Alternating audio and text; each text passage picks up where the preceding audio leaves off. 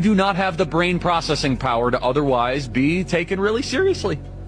You had to go steal a white person's slot. So whenever anybody tells you and tries to gaslight you into thinking that Charlie Kirk was not a racist, I want you to pull up this video. Joy Reid and Michelle Obama and Sheila Jackson Lee and Ketanji Brown Jackson were affirmative action picks, we would have been called the racist. But now they're coming out and they're saying it for us. They're coming out and they're saying, I'm only here because of affirmative action. Yeah, we know. Listen. You do not have the brain processing power to otherwise be taken really seriously. You had to go steal a white person's slot to go be taken somewhat seriously. Play cut 52. But I rise today as a clear recipient of affirmative action, particularly in higher education.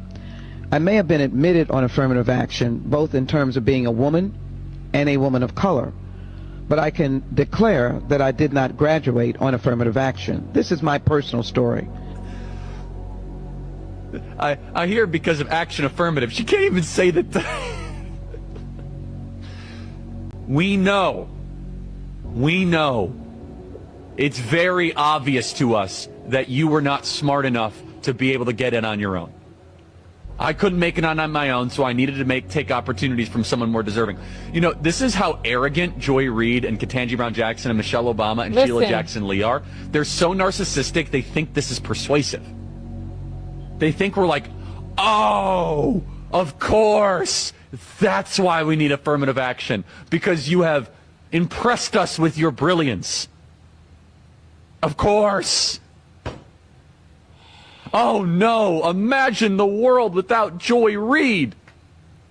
Imagine the world without Sheila Jackson Lee or Michelle Obama or Ketanji Brown Jackson. They think this is persuasive. They think as they kind of now reveal that I'm only here because of anti-white, anti-Asian forced discrimination policies. What?